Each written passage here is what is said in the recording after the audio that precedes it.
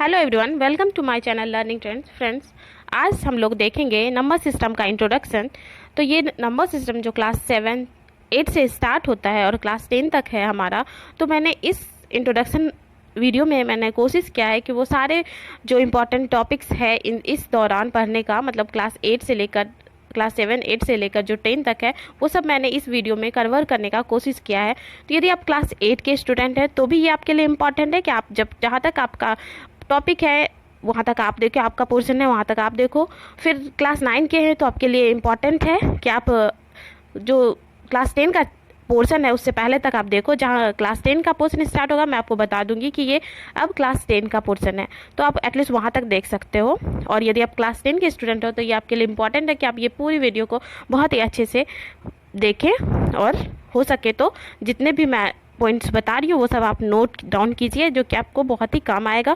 और यदि आप कॉम्पिटिटिव एग्जाम्स की प्रिपरेशन करते हैं तो भी आपके लिए इम्पॉर्टेंट है कि आपको नंबर सिस्टम का बेसिक बहुत ही इंपॉर्टेंट है आपके लिए। आपको ये मालूम होना चाहिए कि ये जैसे कि नेचुरल नंबर क्या है, होल नंबर क्या है, ये सब चीज़ें छोटी छोटी चीज़ें हैं जो कि आपको मालूम होना चाहिए ताकि आप आगे इससे पढ़ सको। ठीक है, तो स्टार्ट करते हैं सबसे पहले कि नंबर होता क्या है। ठीक है, नंबर जैसे कि आप जानते हो कि हिंदू अरेबिक जो हमारा सिस्टम है उसमें हम क्या करते हैं, कितने सिंबल्स यूज़ करते हैं, है ना, 0 से लेकर 9 तक 10 सिंबल्स यूज़ करते हैं। ठीक है, जिसको आप डेसिमल सिस्टम भी बोलते हो, है ना। और जो कि रोमन में हमने देखा था अभी कुछ वीडियो, एक दो पहले वीडियो मैंने बनाया उस पर रोमन सिस्टम पे, उसमें 7 डिजिट्स यूज़ करते थे। तो ये जो है डिजिट 1, 2, 3, ये सब क्या है, नंबर है ना, नंबर्स बोलते हैं इसको। तो अब ये नंबर्स होते कितने टाइप्स के हैं, जैसे ये सब जो नंबर है 0, 1, 2, 3, 4, 5 या -1, 2, ये सब नंबर जो हैं, ठीक है, तो ये नंबर कितने टाइप्स के होते हैं ये इसके बारे में हम लोग पढ़ेंगे इस वीडियो में। तो स्टार्ट करते हैं नेचुरल नंबर से। ठीक है, तो नेचुरल नंबर क्या है, वो नंबर जो कि स्टार्ट होता है 1 से और इन्फिनिटी तक जाता है। मतलब जब आप काउंट करना शुरू करते हो 1, 2, 3, 4, 5, 6, 7, 8, 9, 10 अप टू इन्फिनिटी, तो ये सारे नंबर क्या होते हैं, नेचुरल नंबर। ठीक है, और फिर होल नंबर। ठीक है, होल नंबर क्या होता है, यदि आप नेचुरल नंबर में 0 को इंक्लूड कर दो। ठीक है, जैसे अभी मैंने क्या बोला, 1, 2, 3, 4, 5 अप टू इन्फिनिटी। ठीक है, 0 नहीं इंक्लूड किया था, जब हम 0 इंक्लूड कर देंगे तो वो क्या हो जाएगा, होल नंबर। मतलब होल नंबर क्या हुआ, जो कि स्टार्ट होता है 0 से और इन्फिनिटी तक जाता है। ठीक है, मतलब होल नंबर क्या हुआ, 0, 1, 2, 3, 4, 5 अप टू इन्फिनिटी। ठीक है, अब आता है इंटीजर्स। इंटीजर्स क्या होता है, जितने भी नेचुरल नंबर हैं। ठीक है, नेचुरल नंबर मतलब 1, 2, 3, 4, 5, है ना, अप टू इन्फिनिटी, और उसके इन्वर्स। उसके इन्वर्स का क्या मतलब है यहाँ पे। ठीक है, जैसे कि 1 नेचुरल नंबर क्या है, 1, है ना, तो इसका इन्वर्स क्या होगा, -1। ठीक है, और फिर जैसे 2 + 2, ये नेचुरल नंबर है तो इसका इन्वर्स क्या होगा, -2। ठीक है, और जो 0 होता है, 0 भी एक इंटीजर है, बट उसको क्या बोलते हैं, न्यूट्रल इंटीजर। ठीक है, ना तो वो प्लस में है ना तो माइनस में, तो वो क्या होता है, न्यूट्रल इंटीजर। ठीक है, और इसको आप डिनोट इंटीजर को कैसे करते हो, Z से, और होल नंबर को डिनोट कैसे करते हैं, W से, और नेचुरल नंबर को N से। ठीक है, हमने अभी तक 3 नंबर पढ़ लिए। ठीक है, अब जो है इंटीजर जो होते हैं वो 3 तरह के होते हैं। ठीक है, इंटीजर 3 तरह के होते हैं, एक पॉजिटिव इंटीजर, दूसरा न्यूट्रल इंटीजर, और तीसरा निगेटिव इंटीजर। तो ऑब्वियस सी बात है, पॉजिटिव इंटीजर मतलब जितने भी पॉजिटिव में नेचुरल नंबर आएंगे वो सारे पॉजिटिव इंटीजर कहलाएंगे।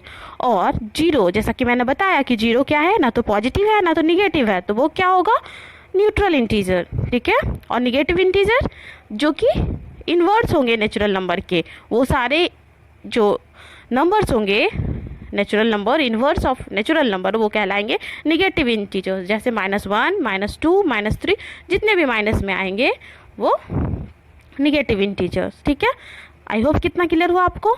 ठीक है, अब देखते हैं रेशनल नंबर, जो कि बहुत ही इंपॉर्टेंट है क्लास 9 के लिए। ठीक, तो रेशनल नंबर क्या होता है, वो नंबर जिसको आप एक्सप्रेस कर सकते हो P/Q के फॉर्म में। सबको पता ही है ना, आपको मीनिंग भी आप समझ में आ गया होगा कि ऐसे नंबर जिसको आप P/Q मतलब डिवीज़न के फॉर्म में लिख सकते हो। ठीक है, P/Q इस तरह से। But q should not be equal to 0। लेकिन जब p यहाँ पे क्या है, न्यूमरेटर, और q क्या है, डिनोमिनेटर, तो डिनोमिनेटर जो है वो 0 नहीं होना चाहिए। ठीक है, रेशनल नंबर होने के लिए ये कंडीशन है कि एक तो जो नंबर हो वो p बाई क्यू के फॉर्म में हो, और दूसरा q इक्वल नहीं होना चाहिए 0 के। ठीक है, और इसको आप डिनोट करते हो q से। और इससे इम्पॉर्टेंट जो भी रिलेटेड टॉपिक है वो हम लोग देखते हैं नेक्स्ट स्लाइड में। जैसे rational number include the natural number, whole number and integer. Rational number क्या है, उसमें नेचुरल नंबर भी आता है, होल नंबर भी आता है और इंटीजर भी आता है। लेकिन जिसे भी हमें लेना है वो किस फॉर्म में होना चाहिए, p बाई क्यू के फॉर्म में होना चाहिए, और q should not be equal to 0।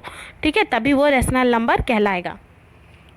फिर है कुछ इम्पॉर्टेंट क्वेश्चंस जो कि इतने नंबर्स से रिलेटेड हैं, जैसे कि every whole number is a natural number. अभी हमने पढ़ा कि जो नेचुरल नंबर होता है उसमें यदि आप 0 ऐड कर दो तो वो होल नंबर कहलाता है। ठीक है, तो जो अभी पूछ रहा है कि every whole number is a natural number, तो क्या जितने होल नंबर हैं वो सब नेचुरल नंबर है? क्या आंसर होगा? नहीं, नो, बिकॉज 0 एक होल नंबर है लेकिन वो नेचुरल नंबर नहीं है ना। तो हमारा आंसर हो गया नहीं, सभी होल नंबर नेचुरल नंबर नहीं है। सिर्फ 1 से लेकर जितने नेचुरल नंबर हैं, 1 से लेकर जो इन्फिनिटी तक होल नंबर है वही नेचुरल नंबर है, लेकिन जो 0 है वो ऐसा होल नंबर है जो कि नेचुरल नंबर नहीं है। ठीक, क्वेश्चन नंबर 2 है every integer is a rational number. अभी हमने पढ़ा कि रेशनल नंबर जो उसमें आते हैं natural number, whole number, integer, तो क्या सभी इंटीजर जो है एक रेशनल नंबर है? तो इसका क्या आंसर होना चाहिए? जैसे अभी मैं बोलूँ कि 2, ठीक, 2 p बाई क्यू के फॉर्म में तो नहीं दिख रहा आपको, मैं सिर्फ 2 बोल रही हूँ, या फिर 3, लेकिन क्या है, 1 साइलेंट है। 2 का मतलब 2 बाई 1 भी होता है, 3 का मतलब 3 बाई 1 भी होता है ना। जैसे कि 3 इंटू 1 क्या है, साइलेंट है, तो वैसे डिवीज़न में भी डिवाइडेड बाय 1, 3 डिवाइडेड बाय 1 ये क्या है, साइलेंट है। तो जो भी p बाई क्यू के फॉर्म में होगा इंटीजर, और जो q है वो 0 नहीं होगा, तो वो क्या होगा, एक रेशनल नंबर। तो इस तरह से आप देखते हो कि yes, because every integer can be written in the form of p by Q, so every integer is a rational number, right. Now come to the question number 3, every rational number is an integer. क्या सभी rational एक integer number है? जैसे अभी हमने देखा कि सभी इंटीजर जो है रेशनल नंबर है, तो क्या सभी रेशनल नंबर भी इंटीजर है? बिल्कुल नहीं, बिल्कुल नहीं। जैसे 3/7, 3/7 एक रेशनल नंबर है, पर क्या ये इंटीजर है? नहीं है। 2/5 क्या एक इंटीजर है? नहीं, ये रेशनल नंबर है पर इंटीजर नहीं है। तो इसका आंसर क्या होगा? No, every rational number is an integer, is not an integer, sorry, is not an integer.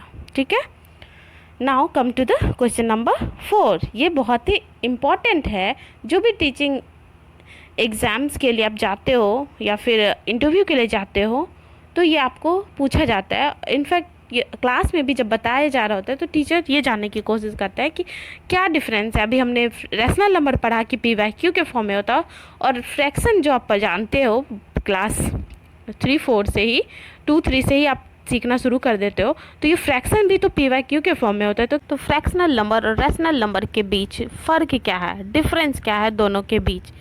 तो जो फ्रैक्शन होता है वो भी p बाई क्यू के फॉर्म में होता है, और जो q हो वो 0 के इक्वल नहीं हो। ये कंडीशन है फ्रैक्शन के साथ भी और रेशनल नंबर के साथ भी, दोनों में इतना चीज़ तो कॉमन है। ठीक है, फ़र्क क्या है कि जो उसमें फ्रैक्शनल नंबर में जो न्यूमरेटर और डिनोमिनेटर होगा वो नेचुरल नंबर होगा, होल नंबर होगा, बट जो रेशनल नंबर में न्यूमरेटर और डिनोमिनेटर होगा वो एक इंटीजर होगा। ठीक है, तो हमारा डिफरेंस क्लियर होता है कि फ्रैक्शनल नंबर में वो नंबर आएंगे जो कि नेचुरल नंबर होंगे, न्यूमरेटर और डिनोमिनेटर, और जो डिनोमिनेटर हो वो 0 ना हो, और रेशनल में जो न्यूमरेटर और डिनोमिनेटर होंगे वो इंटीजर होंगे और जो डिनोमिनेटर होंगे वो 0 के इक्वल नहीं होंगे। ठीक है, फ़र्क दोनों में बस एक होल नंबर नेचुरल नंबर है और दूसरा इंटीजर है। ठीक है, अब ये है कि क्या जितने भी फ्रैक्शनल नंबर हैं वो रैशनल नंबर कहलाएंगे या फिर जितने भी रैशनल नंबर हैं क्या वो फ्रैक्शनल नंबर कहलाएंगे। तो इसका आंसर है कि नहीं, सिर्फ वो रैशनल नंबर फ्रैक्शनल नंबर कहलाएंगे जिसमें कि न्यूमरेटर और डिनोमिनेटर में पॉजिटिव इंटीजर्स होंगे। ठीक है, जिसमें सिर्फ पॉजिटिव इंटीजर्स होंगे न्यूमरेटर और डिनोमिनेटर, जैसे कि 12/20। तो 12 क्या है, नेचुरल नंबर है, इंटीजर भी है, पॉजिटिव इंटीजर है, और 20 जो कि डिनोमिनेटर में है वो भी एक क्या है, पॉजिटिव इंटीजर है और नेचुरल नंबर भी है। तो ये इस कंडीशन को सेटिस्फाई करता है कि यदि हमारा p/q जो है दोनों वो यदि पॉजिटिव इंटीजर होगा तो वो रैशनल नंबर फ्रैक्शन भी होगा और रैशनल नंबर भी होगा। ठीक है, अब देखते हैं नेक्स्ट स्लाइड में कि जैसे एक एग्जांपल है कि 12/-32 इज़ अ रैशनल नंबर। क्या ये रैशनल नंबर है? हाँ है, क्योंकि 12 क्या है, एक इंटीजर है, पॉजिटिव इंटीजर है। बट आप नीचे देखो क्या है, डिनोमिनेटर -32, ये एक निगेटिव इंटीजर है। तो ये जो है p/q के फॉर्म में है और q जो है वो 0 नहीं है, तो ये एक रैशनल नंबर है। लेकिन क्या ये एक फ्रैक्शनल नंबर है? नहीं। क्यों? क्योंकि 12 तो पॉजिटिव इंटीजर है, पॉजिटिव इंटीजर है मतलब नेचुरल नंबर है, लेकिन -32 जो है वो नेचुरल नंबर नहीं है। ठीक है, आपको ध्यान हो कि नेचुरल नंबर और होल नंबर में क्या रिलेशन है, तो ये चीज़ से आप कंफ्यूज नहीं होंगे कि यहाँ होल नंबर लिखा है और बोला जा रहा है नेचुरल नंबर। तो होल नंबर 1 से जो भी नेचुरल नंबर 1 से इन्फिनिटी तक आता है वो होल नंबर भी कहलाता है। ठीक है, अब आता है इर्रेशनल नंबर। क्या है कि ये जो है p/q के फॉर्म में नहीं लिखा जा सकता, ऐसे नंबर जो कि p/q के फॉर्म में एक्सप्रेस नहीं किए जा सकते, जैसे कि √2 या फिर √3, √5, √4 नहीं, क्योंकि √4 तो अब ब्रेक करके 2 आ जाता है ना, पाई। तो अब ये पाई जो है क्यों इर्रेशनल नंबर है ये हम देखेंगे आगे, और √2 भी क्यों है ये सारे पढ़ेंगे अभी हम नेक्स्ट स्लाइड में। इससे पहले हम देखते हैं रियल नंबर। तो रियल नंबर क्या होता है, जितने भी नंबर हैं, natural number, whole number, rational number, irrational number, integer, ये सारे आते हैं रियल नंबर में। मतलब वो सारे नंबर जो कि एग्जिस्ट करते हैं वो सब रियल नंबर कहलाते हैं, और इनको डिनोट करते हैं R से। और दूसरे तरीके से आप ये भी बोल सकते हो कि वो नंबर जो कि आप नंबर लाइन पर रिप्रेजेंट कर सकते हो उस नंबर को बोलते हैं रियल नंबर। तो in short any number can be a real number, क्योंकि जब नेचुरल नंबर आ गया, होल नंबर आ गया, rational number, irrational number, integer सब आ गया, तो मतलब कोई भी नंबर एक रियल नंबर ही होता है। ठीक, अब है प्राइम नंबर। तो प्राइम नंबर वो नंबर होते हैं जिसका सिर्फ 2 फैक्टर हो, सिर्फ 2 फैक्टर, एक तो 1 और दूसरा वो खुद, जैसे कि 2 का क्या है, एक तो 1 और दूसरा वो खुद। फिर 3 का भी सेम है, 5, 7, ये सब क्या है जिस इनका सिर्फ 2 फैक्टर है, या तो 1 है या फिर खुद नंबर इटसेल्फ है। और इसके अपोजिट क्या होगा, कंपोजिट नंबर, वैसे नंबर जिसका कि 2 से ज़्यादा फैक्टर हो। ठीक है, ऐसे नंबर जिसका कि 2 से ज़्यादा फैक्टर हो, जैसे 4। तो 4 में क्या है, 1 है एक फैक्टर, और दूसरा 2 है, और तीसरा खुद 4 है, तो ये क्या हो गए कंपोजिट नंबर। फिर 8 में क्या 1 है, फिर 2 2 जा 4, 2 4 जा 8 होता है ना, फिर 4 2 जा भी 8 होता है, और 8 खुद, तो इतने सारे इसके फैक्टर्स हो गए, तो ये क्या हो गया कंपोजिट नंबर। तो बस 2 ही चीज़ याद रखना है इन दोनों के डिफरेंस में, कि प्राइम नंबर वो नंबर होता है जिसमें सिर्फ 2 फैक्टर हो, एक 1 और एक वो खुद, और कंपोजिट नंबर क्या है जिसमें कि 2 से ज़्यादा फैक्टर हो। अब आते हैं some important points related to rational and irrational number. तो आप कंपोजिट नंबर तक आप क्लास 7 8 के स्टूडेंट देख सकते हैं, इसके आगे का जो है वो क्लास 9 10 के लिए इम्पॉर्टेंट है और कॉम्पिटिटिव एग्ज़ाम्स के लिए इम्पॉर्टेंट है। तो यदि आप क्लास 7 8 के स्टूडेंट आप इंटरेस्टेड हो आगे जानने के लिए तो आप आगे कंटिन्यू कर सकते हो, वरना आप इतना देख सकते हो कंपोजिट नंबर तक। ठीक है, तो a number whose decimal expansion is terminating or non-terminating recurring is a rational number। अभी हमने पढ़ा कि रेशनल नंबर होता है जो कि पी बाई क्यू के फॉर्म में हो और Q should not be equal to 0, इतना ही बस हमने पढ़ा। अब है कि और कौन कौन से, और दूसरा ये भी देखा था हमने कि वो इंटीजर्स होना चाहिए, जो पी और क्यू हो वो इंटीजर्स हो। अब उससे और ऐड करते हैं कि और कौन कौन से नंबर जो है रेशनल नंबर कहलाएंगे, किस तरह के फॉर्म के नंबर जो होंगे वो रेशनल नंबर कहलाएंगे। जैसे कि अब दो टर्म आया, टर्मिनेटिंग और नॉन टर्मिनेटिंग रिकरिंग। ठीक है, रिकरिंग को और रिपीटेटिंग भी बोलते हैं। तो टर्मिनेटिंग का एग्जांपल अब देखिए, डेसिमल एक्सपेंशन, जिसको आप डेसिमल में ब्रेक कर सकते हो, डेसिमल पॉइंट में, है ना, उस तरह के एक्सपेंशन को आप बोलते हो डेसिमल एक्सपेंशन। अब टर्मिनेटिंग एक्सपेंशन का एग्जांपल मैंने लिया जैसे 7/8, तब जब डिवाइड करोगे 7 को 8 से तो आपका आएगा रिजल्ट 0.875। ठीक है, तो अब जब इतना करोगे ना तो ये तब तक कैंसिल आउट हो जाएगा कम्प्लीटली, इसके आगे और कोई पॉइंट नहीं आएगा। तो इस तरह जो फॉर्म में लिखते हैं उसी को बोलते हैं डेसिमल एक्सपेंशन। और ये एग्जांपल हो गया टर्मिनेटिंग डेसिमल एक्सपेंशन का, जैसे 1/2 तो आपका 0.5। तो इस तरह के जो नंबर आएंगे वो क्या होंगे, रेशनल नंबर में आएंगे। ठीक है, और नॉन टर्मिनेटिंग रिकरिंग का एग्जांपल मैं भूल गई हूँ डालना, तो लेकिन जैसे कि इसका एग्जांपल मैं बता दे रही हूँ, आप नोट डाउन कर लो। नॉन टर्मिनेटिंग रिकरिंग का एग्जांपल जैसे कि आप यदि 14 को डिवाइड करो 11 से, 14/11, तो वो आपका आता है 1.27272727, मतलब बार बार 27 जो है रिपीट होता है, डेसिमल के बाद 272727 रिपीट होता रहता है। तो आप क्या करते हो, 1.27 पे ऊपर रिकरिंग का जो एक लाइन जैसा आप ड्रॉ कर देते हो, तो वो उस तरह का जो बार बार, मतलब एक ही डिजिट जो है, जो भी मतलब एक फिक्स जो है डिजिट वो बार बार रिपीट हो रहा है एक इंटरवल के बाद, तो वो क्या कहलाता है, नॉन टर्मिनेटिंग रिकरिंग। मतलब जो कभी टर्मिनेट नहीं होगा, आगे भी जाके ख़त्म नहीं होगा, वो वैसा ही चलता आ रहा है। मतलब यदि आप 14/11 करते हो, 14 को 11 से डिवाइड करते हो, तो 1.272727 चलता ही आ जाता है, वो कभी ख़त्म नहीं होता है। तो इस तरह के जो फॉर्म आते हैं नंबर के, वो क्या कहलाते हैं, नॉन टर्मिनेटिंग रिकरिंग। ठीक है, तो उस तरह के नंबर भी रेशनल नंबर में होते हैं, मतलब नॉन टर्मिनेटिंग रिपीटेटिव जो नंबर होते हैं वो भी रेशनल नंबर के ही एग्जाम्पल हैं। अब देखते हैं, a number whose decimal expansion is non terminating non recurring is a irrational number. ठीक है, पहले अभी हमने देखा कि वैसे जो कि नॉन टर्मिनेटिंग है और रिकरिंग है वो रेशनल नंबर होते हैं, और वैसे डेसिमल एक्सपेंशन जो कि नॉन टर्मिनेटिंग है, जो कि टर्मिनेट भी नहीं हो रहा आगे जाकर, और नॉन रिकरिंग मतलब रिपीट भी नहीं हो रहा।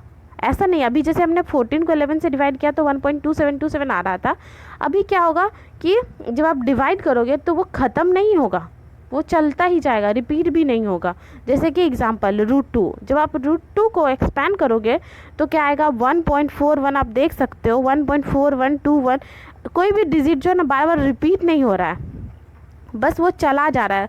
ठीक है, तो इस तरह के जो नंबर होते हैं वो non terminating non recurring number कहलाते हैं। ठीक है, फिर जैसे पाई की वैल्यू, अभी हमने देखा था कि पाई जो है वो इरेशनल नंबर है, क्यों है अभी इससे आपको पता चलेगा। अब जैसे पाई को आप एक्सपेंड करते हो, वैसे आप क्या लिखते हो 22/7, लेकिन वो एग्जैक्ट नहीं है, वो बस हम लोग मान लिए हैं, है ना। अभी जब उसको ब्रेक करते हो तो आता है 3.14159265 इस तरह से चला जाता है। तो ये भी क्या है, नॉन टर्मिनेटिंग नॉन रिकरिंग, मतलब कहीं ख़त्म नहीं हो रहा और रिपीट भी नहीं हो रहा। तो इस तरह के जो नंबर होंगे, इस तरह के जो डेसिमल एक्सपेंशन होंगे वो क्या होंगे, इरेशनल नंबर होंगे। ठीक है, तो क्लास 9 के लिए यहाँ तक ही इम्पॉर्टेंट था। इसके आगे क्लास 10 का मैं बताने जा रही हूँ, जैसे एल्गोरिदम, लेमा, ये सब क्लास 10 का टॉपिक है। तो एल्गोरिदम क्या होता है, ये एक प्रोसीजर है या फिर फॉर्मूला है कि कोई भी प्रॉब्लम को आप एक सीक्वेंस में सॉल्व करते हो। ठीक है। It is a procedure of formula for solving a problem based on conducting a sequence of specified action. मतलब क्या क्या, कोई भी प्रॉब्लम को सॉल्व करने के लिए क्या क्या सीक्वेंस मतलब रखते हो, कैसे कैसे आप सॉल्व करते हो स्टेप बाय स्टेप, वही क्या है, एल्गोरिदम। ठीक है। और लेमा क्या होता है? A lemma is a proven statement use for proving another statement. दूसरे स्टेटमेंट को प्रूव करने के लिए जो एक प्रूव्ड स्टेटमेंट का आप यूज़ करते हो वही क्या है, लेमा। ठीक है। अब ये आता है यूक्लिड डिवीज़न लेमा। ये क्या है? यूक्लिड जो है वो मैथमेटिशियन है, उन्होंने इस मेथड को बताया है, इसीलिए उनके नाम पर ये मेथड का नाम भी रख दिया गया यूक्लिड डिवीज़न लेमा। इसमें बोला जाता है कि कोई भी दो पॉजिटिव इंटीजर, मानो कि वो ए और बी है, ठीक है, उसके लिए आप दो होल नंबर, जैसे होल नंबर क्यू और आर, ये दो आप फाइंड आउट कर सकते हो। किसी भी दो पॉजिटिव इंटीजर्स के लिए आप दो होल नंबर को पता कर सकते हो, जिसमें अपने एग्जांपल में आप लिया है कि ए और बी जो है एक पॉजिटिव इंटीजर है और क्यू और आर जो है एक होल नंबर है। मतलब होल नंबर है मतलब जीरो भी हो सकता है और 1 2 3 4 इन्फिनिटी तक कुछ भी हो सकता है। ठीक है। और अब बोल रहा है, एक दिया है, आप देखो a इक्वल टू एक रिलेशन दिया है कि ए बी और पी, ए बी क्यू और आर में क्या रिलेशन है, ये बताया गया है इस मेथड में। जैसे a क्या है, a equal to B Q plus R. ठीक, a equal to B Q plus R. ये याद रखिए कि a और b जो है यहाँ पे इंटीजर है और q और r क्या है, होल नंबर है। और दिया है कंडीशन कि जो r है वो क्या है, या तो जीरो से कम हो, ज़्यादा हो सकता है, या तो जो जीरो से ज़्यादा हो सकता है या फिर बराबर हो सकता है। मतलब r जो है होल नंबर है तो वो जीरो भी हो सकता है या फिर जीरो से ज़्यादा भी हो सकता है। और जो b है, b जो है वो हमेशा क्या होगा, r से बड़ा ही होगा, छोटा नहीं होगा, हमेशा r से b बड़ा होगा। अब इस चीज़ को बताया गया है कि a क्या है, a क्या है, डिविडेंट है, b क्या है, डिवाइज़र है, q क्या है, कोशिएंट है और r क्या है, रिमाइंडर है। ये हम लोग ये जो मेथड है कि जो है डिविडेंड होता है वो डिवाइज़र और कोशिएंट का प्रोडक्ट होता है और प्लस रिमाइंडर का, ये वाला रिलेशन हम लोग बहुत पहले क्लास 5 में, शायद 4-5 में ही पढ़ा होगा आपने। ठीक है, उसी चीज़ को इसमें बताया गया है। पर वहाँ पे क्या था, हम लोग मतलब देखते थे, फाइंड आउट करते थे कि हमारा सही है या फिर डिवीज़न रॉन्ग है, मतलब टेस्टिंग के लिए यूज़ करते थे। अभी क्या है, इसके हेल्प से आप HCF फाइंड आउट करते हो। ठीक है, दो पॉजिटिव इंटीजर के HCF को फाइंड आउट करने के लिए आप लगाते हो यूक्लिड्स डिवीज़न लेमा। ठीक है, तो आपको ये चीज़, ये रिलेशन याद रखना है कि हमारा डिविडेंड इक्वल होता है divisor into quotient plus remainder के। और जो a और b होगा डिविडेंड और जो डिवाइज़र होगा वो पॉजिटिव इंटीजर होगा और उसके लिए हम फाइंड आउट करेंगे कोशिएंट और रिमाइंडर जो कि होल नंबर होगा। ठीक है, तो अब इसका मेथड क्या है, क्या स्टेप बाय स्टेप क्या करते हैं वो है, और हम ये यूज़ क्यों कर रहे हैं इस क्लास में, HCF को फाइंड आउट करने के लिए। ठीक है, हाईएस्ट कॉमन फैक्टर को फाइंड आउट करने के लिए, दो पॉजिटिव इंटीजर के हाईएस्ट कॉमन फैक्टर को फाइंड आउट करने के लिए। और यहाँ क्या कंडीशन है कि a जो हो हमेशा क्या होगा, ग्रेटर होगा b से। तो स्टेप 1 में क्या है, हम अप्लाई करते हैं यूक्लिड लेमा को a और b में। जैसे इस जो हमारा दिया हुआ है रिलेशन कि a equal to B Q plus R, उसको आप अप्लाई करते हो फर्स्ट स्टेप में a और b के लिए। फिर क्या करते हैं, यदि हमारा रिमाइंडर जो है वो 0 आ जाता है तो जो b होगा वही HCF हो जाएगा a और b का। और यदि रिमाइंडर 0 नहीं होता है तो फिर से हम अप्लाई करेंगे यूक्लिड लेमा मेथड को b और रिमाइंडर के बीच। और स्टेप 3 है कि ये जो प्रोसेस है वो कंटिन्यू रहेगा टिल द रिमाइंडर इज 0, जब तक कि हमारा रिमाइंडर 0 नहीं आ जाता। और जो डिवाइज़र होगा, the divisor at this stage will be the required HCF। जो डिवाइज़र होगा जिस स्टेज पर जाकर हमारा रिमाइंडर 0 हो जाएगा उसका डिवाइज़र ही HCF हो जाएगा। ठीक है, और नोट है कि Euclid's division lemma is stated for only positive integers. सिर्फ ये पॉजिटिव इंटीजर्स के लिए ही एप्लीकेबल है इस वीडियो में इतना ही। Thank you. Please like share and subscribe my channel.